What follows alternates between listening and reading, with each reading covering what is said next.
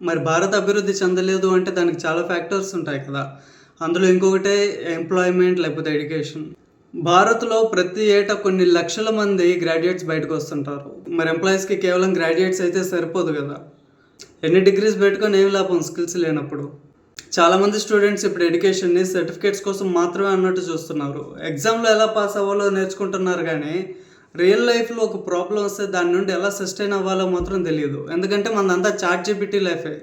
అదేం చెప్తే మనం అదే చేసేస్తాం.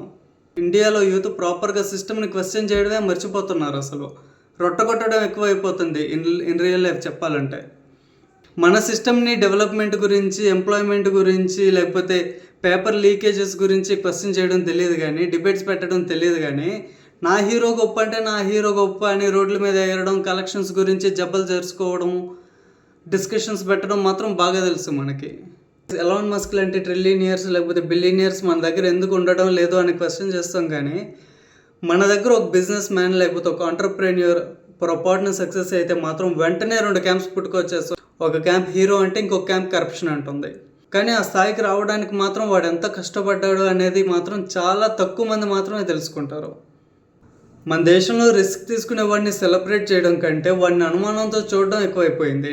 ఒక రకంగా టాలెంటెడ్ మైండ్స్ అన్ని అబ్రాడ్కి వెళ్ళిపోతున్నాయంటే దానికి కారణం కూడా అదే. అట్ ది సేమ్ టైం ఇంకొక రీజన్ కూడా ఉంది. టాలెంట్ని ఎంకరేజ్ చేసే ఎకో సిస్టమ్ లేకపోవడం, మెరిట్ని ఎంకరేజ్ చేసే ఎన్విరాన్మెంట్ లేకపోవడం, రీసెర్చ్కి ఫండింగ్స్ లేకపోవడం, లేకపోతే ఫెయిల్యూర్స్ని యాక్సెప్ట్ చేసే కల్చర్ లేకపోవడం, ఇవన్నీ కూడా రీజనే. మన బెస్ట్ బ్రెయిన్స్ అన్నీ ఫారెన్ కంట్రీస్కి వెళ్ళినాయంటే దానికి కారణం కూడా అదే. ఫారెన్ కంట్రీస్లో వాళ్ళకి అక్కడ సపోర్ట్ చేసే సిస్టమ్ ఉంటుంది. మనకి ఇక్కడ గవర్నమెంట్ సపోర్ట్ చేసినా కానీ ప్రజలు సపోర్ట్ చేయరు ఫస్ట్ ఆఫ్ ఆల్. తర్వాత పాలిటిక్స్ గురించి మాట్లాడాలంటే మన దేశంలో గవర్నమెంట్కి సపోర్ట్ చేసే వాళ్ళు ఉన్నారు, అపోజిషన్కి సపోర్ట్ చేసే వాళ్ళు ఉన్నారు. ఉండాలి కూడా, అదే డెమోక్రసీ. కానీ ఇక్కడ ప్రాబ్లం ఏంటంటే ఒక రోడ్ కన్స్ట్రక్షన్ అనౌన్స్మెంట్ అయితే పాలిటిక్స్, ఇంకా గట్టిగా మాట్లాడితే కరప్షన్ అంటారు.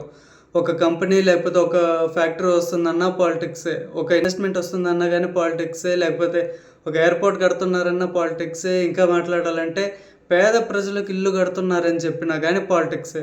ఎందుకంటే ఆ గవర్నమెంట్కి పేరు వచ్చేస్తుంది కదా. ఒక డెవలప్మెంట్కి సంబంధించి ఒక ప్రాజెక్ట్ స్టార్ట్ అవ్వక ముందే అక్కడ కాంట్రవర్సీ స్టార్ట్ అయిపోతుంది. అపోజిషన్ అనేది అకౌంటబిలిటీని అడగడానికి ఉండాలి, అంతేగాని వచ్చే ప్రతి ఇన్వెస్ట్మెంట్ని, ప్రతి ఇన్వెస్టర్ని భయపెట్టడానికి కాదు. ఇప్పుడు మీరు కట్టుకోండి, తర్వాత మా గవర్నమెంట్ వచ్చాక లైసెన్స్ క్యాన్సిల్ చేస్తాం, అప్పుడేం చేస్తారని చెప్పి బెదిరించడానికి ఉండకూడదు.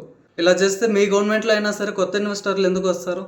మళ్ళీ గవర్నమెంట్ని సపోర్ట్ చేస్తున్నారని ప్రైవేట్ కంపెనీస్కి దేవటలు పెట్టడం తప్పట్లేదు.